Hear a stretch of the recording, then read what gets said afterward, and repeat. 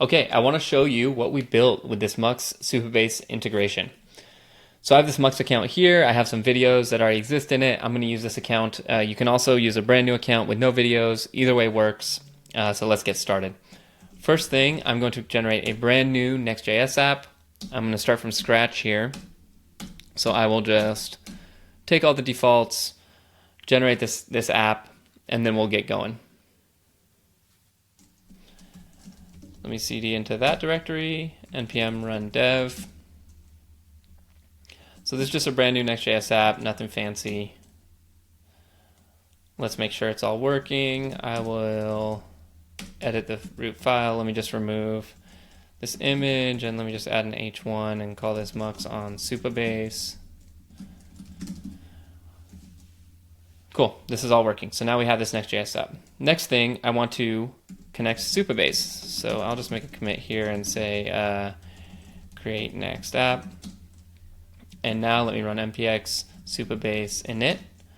And what that will do is that will create the Supabase directory and a basic config for me. Let me commit that, Supabase init. And then let's start Supabase. So I'll run npx Supabase start. It's going to start the Supabase database locally. It's going to spin up all these Docker containers. It's going to give me the Supabase dashboard and ability to run the Supabase edge functions, ability to run the Supabase cron, and all the stuff that comes with Supabase. I can run this all locally. I don't even need to have a Supabase account at this point, and we can just get up and running. And while that is happening, let me go back to the Mux dashboard. I will need a couple things. Okay, we'll get to that later. So now let's open up the Supabase Studio. Okay, so I have a Supabase Studio here. We go to table editor. You can see I have everything running. Nothing's in the database yet. Everything's empty. But I have what I need. So next step, I want to connect Mux to the Supabase database. So I'll run npx at mux Supabase init. That what that did is it created a couple new things. It first of all modified the Supabase config. Since the Supabase config is modified, I actually need to run stop and then start again. So when we change that Supabase config, we need to stop the database and restart it.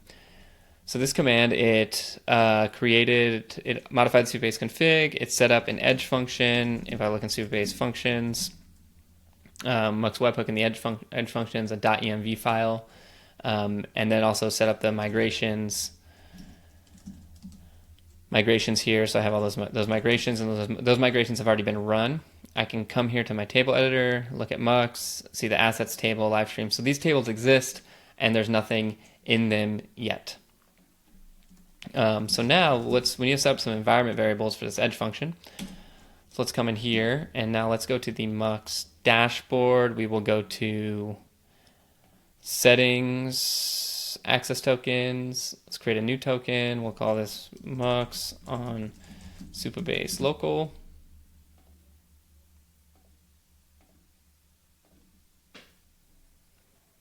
Copy this.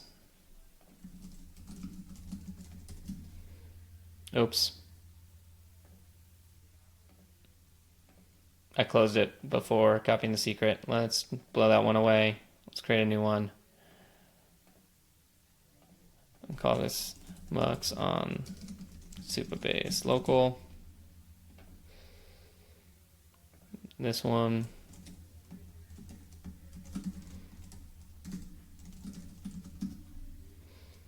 Copy the secret. And then we'll need to set up a webhook. So first, what I need to do is npx Supabase function serve. So this will this will actually run an endpoint for the Mux webhook on localhost. So it's that /functions v1 Mux webhook. And since it's on localhost, I need to go here and just expose that localhost server to the internet so that I can actually set up a webhook against it. Done with this, let's go to webhooks, create a webhook. This is the host, and then that's the endpoint. So let's hit save. And then this has a secret as well. So I'll grab that secret and put it here. Okay, so now these are all secrets that are going to be run available in the context of those edge functions when those edge functions are running.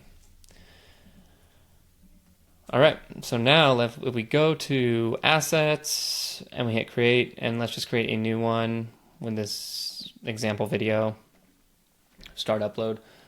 So what that's going to do, it's going to start creating that asset in Mux, and Mux will send webhooks for all these things. So you can see these webhooks are landing, video asset created, video asset ready, and we have the code running to process those webhooks. Now I go to the Supabase database and or go back to the assets table. Great, I have this asset ID. The primary key in the database is this ID field. That's actually the Mux asset ID. And you can see that's this one that just got created. Great, so that is running. Now let's go back to my app and let's say we actually want to query those assets from the database and actually like render them in my Next.js app. So first thing, npm install, we need the Supabase SDK. And what we'll do here, create client, import create client from Supabase JS. And then let's create this function. Let's just create an async function. Let's call this get videos. And we'll need a couple environment variables here. So let's do that. So this is in the context of my Next.js app. So I will need a .env file at the root of my project, and we'll call this Supabase URL, and then Supabase service role key. These are the two variables I'll need to initialize that Supabase client. The Supabase URL is this on localhost, so we'll just use this one. And then the role key, I actually need to run env, what is it? Yeah. npx Supabase status -o env, that'll give me all the environment variables that we have for Supabase. So service role key is this long JWT looking thing. So I will put that here. Now that will be available in my Next.js project. Next.js should have reloaded that .env, so process.env.supabase URL and process Supabase secret role key. Supabase service role key.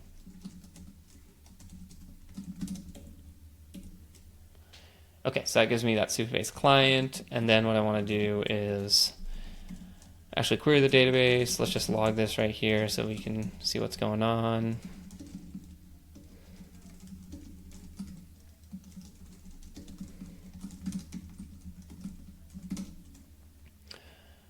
Okay, now we want to actually we want to run this as Supabase edge function, so we want to do this query on the server side and then just kind of like print out those videos. So let's actually just jump into Claude here to speed things up. So I'm just going to say update page to use get videos and render a list of videos for now. Just print out the video ID for each one. Okay, let's see how Claude does with that.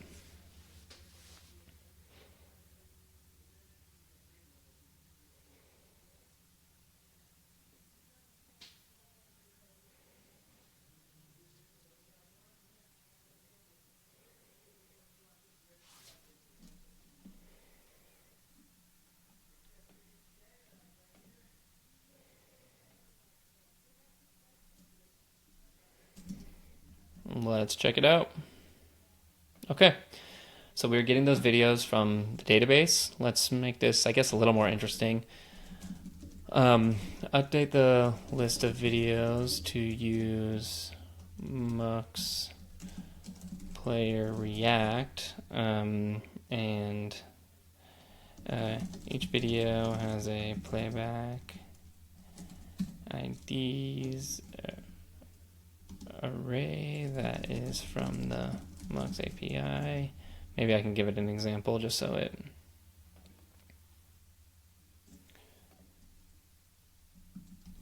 you can see that it looks like this. All playback IDs are public. Uses the default Mux player with the playback ID, and make the player a reasonable size. All right, let's see how Claude does with that.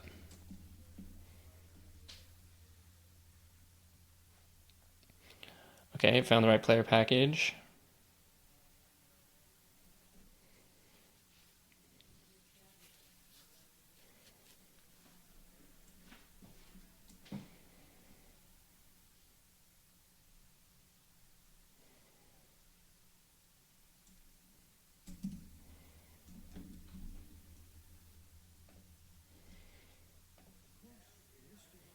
Okay, so there's my video.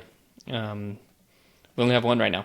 So thank you, Claude. That looked like it worked good enough for this demo purposes. So I'm just going to commit all this and call this a setup at Mux Supabase init. Now, since I do have all these existing videos, I do want to do that backfill. So that backfill will be kind of like a one-time thing that I would run. So we have this command at Mux Supabase backfill. Cool. So right now I'm going to run it against my local database. So I'm just going to give it that database URL. And then I do need to grab that Mux token ID again. So we'll grab this. And then grab the secret. So that's going to run through and sync all the assets that are in live streams from the account and save those all to the database. So now if I come back here and refresh, now you can see I have all of these assets in my account. And if I look in the Supabase database, I can see I have all of these here. Okay, so that is that's getting everything set up, and now we're off and running.